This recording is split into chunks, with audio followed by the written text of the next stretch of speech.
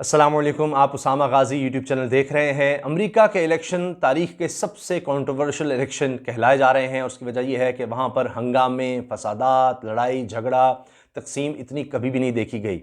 और जो बाइडन की जीत के बावजूद क्यों कहा जा रहा है कि अमेरिका मुश्किलात से नहीं निकल सकेगा और अमेरिका दिन ब दिन कमज़ोर होता चला जाएगा और उसके लिए मुश्किलात हैं, उसके लिए बहुत बड़े चैलेंजेस हैं जिनसे वो नहीं निकल सकेगा। और तारीख सर्दियाँ क्यों कहा जा रहा है और दोहरी वबा का नाम क्यों लिया जा रहा है अमेरिका के बारे में और कितने मुश्किल हालात हैं इस वक्त अमेरिका में, इस पर बात करेंगे।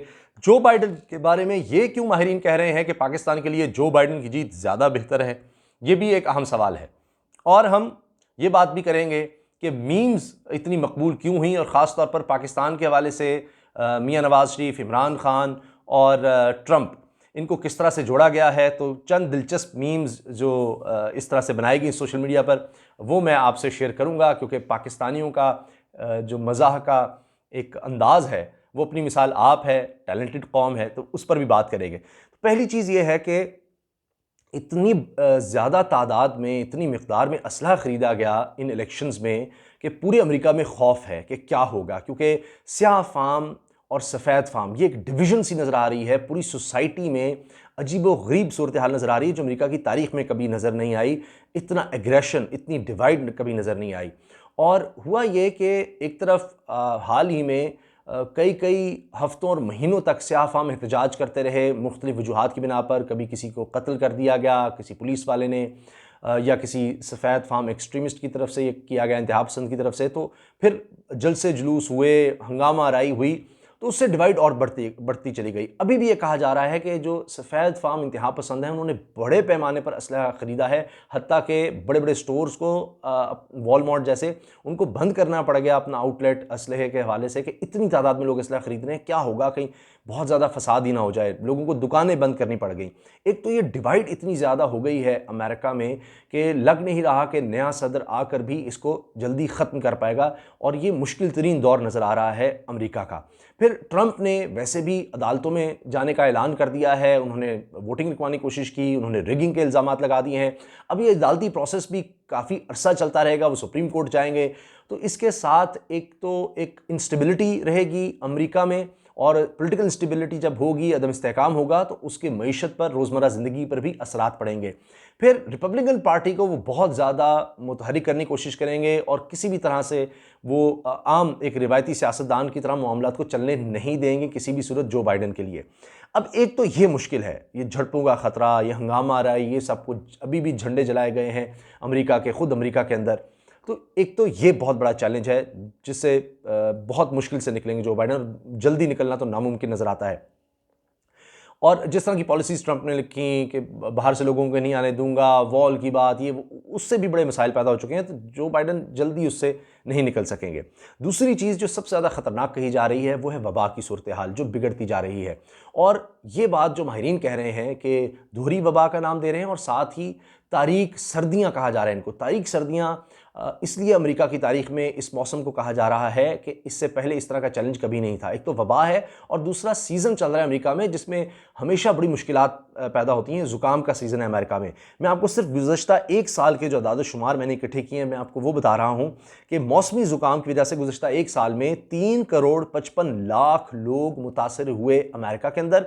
4,90,000 अस्पताल दाखिल हुए। इतनी हालत उनकी बिगड़ी कि 4,90,000 को अस्पताल दाखिल करना पड़ा और उनमें से 34,200 लोगों की अमवात हो गई। 34,200 लोग ज़ुकाम की वजह से, मौसमी ज़ुकाम की वजह से दुनिया से चले गए। अब वबा इस मौसम में ज़्यादा फैल रही है और लेटेस्ट आदाद शुमार बताते हैं कि एक हफ्ते में जितनी तादाद आ रही थी उससे अब दुगनी हो चुकी है वबा में तादाद। तो इसलिए इसको दोहरी वबा का सीज़न कहा जा रहा है। अभी तक दूर दूर तक वैक्सीन का कोई नामो निशान नहीं नज़र आ रहा उस तरह से। कई महीने लग सकते हैं, तब तक अमेरिका में इतनी तबाही हो जाएगी कि बहुत बुरे हालात हो जाएंगे। और हेल्थ सिस्टम पर पहले ही बहुत ज़्यादा बोझ है अमेरिका में। अब ये कहा जा रहा है कि जिस तरह के हालात नज़र आ रहे हैं वो बिल्कुल कोलैप्स कर जाएगा और बड़ी मुश्किलात हो जाएंगी, लोग बड़े पैमाने पर मर सकते हैं अमेरिका में। तो ये दूसरा बहुत ही बड़ा चैलेंज है, इससे भी निकलना नामुमकिन नज़र आ रहा है जो बाइडन के लिए। वो क्या कर लेंगे? लोग एहतियाती तदाबीर इसलिए भी इख्तियार नहीं कर रहे कि लोग उकता गए हैं और ना सोशल डिस्टेंस ना कुछ और। अभी आपने इलेक्शन सीज़न में भी देखा, उसमें भी ज़्यादा बड़ा है ये मामला। अब तीसरी चीज़ ये है कि डॉलर अपनी कदर खोता चला जा रहा है। अमेरिका की मईशत नीचे से नीचे जा रही है। कई सालों के बाद डॉलर पर इतना बुरा वक्त आया है, लेकिन उससे भी बड़ा खतरा यह है अमेरिका के लिए कि आने वाले वक्त में कई सालों तक डॉलर संभलता नजर नहीं आ रहा। ऊपर से यह भी हुआ कि जिस तरह से ट्रंप ने चीन के साथ तिजारती जंग छेड़ दी और सोचा यह था कि इसमें अमेरिका का फायदा होगा, अमेरिका उतना फायदा नहीं उठा सका और चीन को उतना नुकसान नहीं हो सका। चीन की मईशत दोबारा संभल गई, दोबारा ग्रोथ की तरफ आ गई, लेकिन अमेरिका अभी तक उससे नहीं निकल सका, क्योंकि दुनिया में सबसे ज़्यादा मुतासर होने वाले मुल्कों में से एक है अमेरिका इस वबा की वजह से। इसी वजह से ट्रंप बहुत ज़्यादा तनकीद करते हैं। और अब जो बाइडेन के आने के बाद कहा यह जा रहा है कि वो कुछ मामलात में चीन के साथ बातचीत करने की कोशिश करेंगे। इसी तरह से जिन ऑर्गेनाइजेशन से ट्रंप निकल गए थे, जिनमें वर्ल्ड हेल्थ ऑर्गेनाइजेशन है, ख़ासतौर पे क्लाइमेट चेंज के हवाले से, तो जो बाइडेन ने ऐलान भी कर दिया कि हम उसमें वापस जाएंगे, एकॉर्ड में, मुआहदे में, जो माहौलियाती आलूदगी को कम करने के लिए जिससे ट्रंप निकल गए थे, तो उसमें तो वापस जाएंगे। ईरान की सूरत हाल अब देखें, उस माहदे से भी निकल आया था अमेरिका, ट्रंप निकल आए थे, जबकि ओबामा के दौर में माहदा हुआ था। तो अब जो बाइडेन ओबामा के दौर में नायब सदर भी रह चुके हैं, तो हो सकता है कि वो उस तरफ भी कुछ जाएं। यूरोप से भी ताल्लुकात उस तरह के नहीं रहे थे, नेटो के ममालिक से भी उस तरह के ताल्लुकात अमेरिका के नहीं रहे थे, तो इंटरनेशनली साख भी बड़ी मुतासर हुई थी। जो बाइडेन जब उसको बेहतर करने जाएंगे, तो जो अमेरिका फर्स्ट का ट्रंप कहते थे कि हमने बस अपना देखना है, बाहर की दुनिया को छोड़ दो, तो उस तरफ जब जाएंगे तो डॉलर के और वीक होने का खतरा है। बड़ी जो पॉलिसीज़ हैं उनमें तो बहुत ज़्यादा शायद चेंज नहीं आएगा। दुनिया से जो फौजें हैं अमेरिका, वो वापस नहीं बुलाने वाला, एक जगह से बुलाता है दूसरी जगह भेज देता है। अब आ जाते हैं पाकिस्तान की जानिब।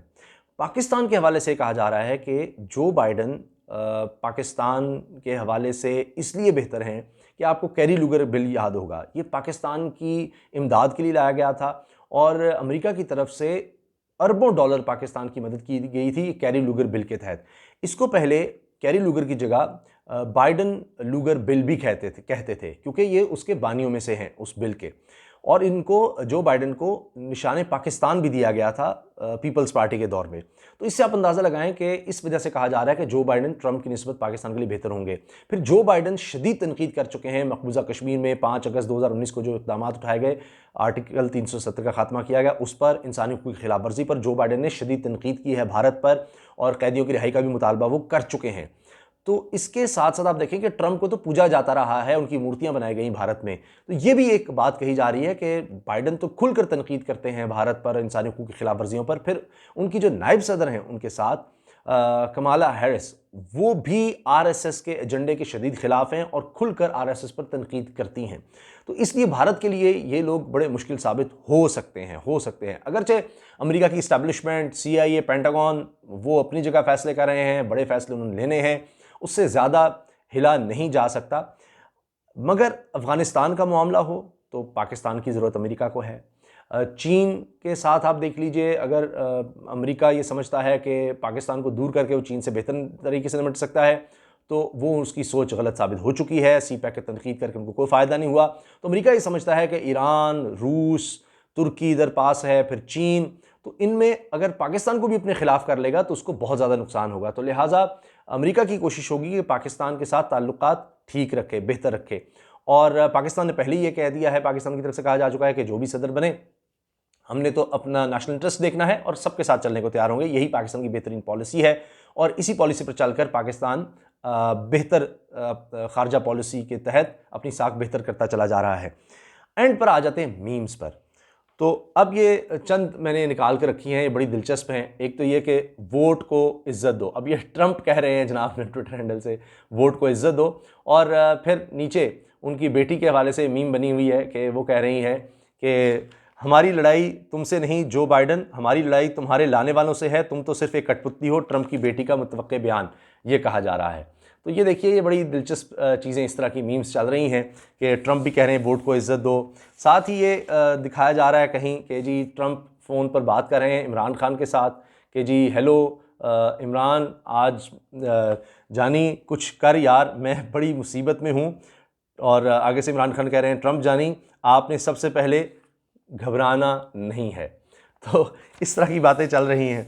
और आखिर में डोनाल्ड ट्रंप के ट्विटर हैंडल से किसी ने बनाया हुआ इस तरह के, ऐसे दस्तूर को सुबह बेनूर को मैं नहीं जानता मैं नहीं मानता। और फिर नीचे जो बाइडन जवाब दे रहे हैं, खलोजा एड्डा तू शहबाज शरीफ। तो इस तरह की चीज़ें बड़ी दिलचस्प चल रही हैं। फिर कहीं इस तरह की तस्वीर फोटोशॉप करके लगाई हुई है कि जनाब ट्रंप बैठे हुए हैं मौलाना फजलुर रहमान के पास कि अब क्या करें, अब कोई पीडीएम बनाएं और बाहर निकलें, क्या किया जाए जो बाइडन के ख़िलाफ़। तो ये इलेक्शन आप देख लीजिए कि अमेरिका के इलेक्शन पूरी दुनिया में इनको कवर किया गया और पूरी दुनिया में इस पर बात होती रही और आने वाले दिनों में भी होती रहेगी, क्योंकि इसके असरात किसी न किसी हद तक सारी दुनिया पर पड़ते हैं। क्योंकि अमेरिका अब भी अपने आप को सुपर पावर कहलाना पसंद करता है, लेकिन आहिस्ता आहिस्ता उसकी ताकत कम होती चली जा रही है। जिस तरह मैंने अर्ज़ किया कि डॉलर अपनी कदर खो रहा है, नीचे जाता चला जा रहा है, मईशत अमेरिका की नीचे जा रही है, संभल नहीं पा रही।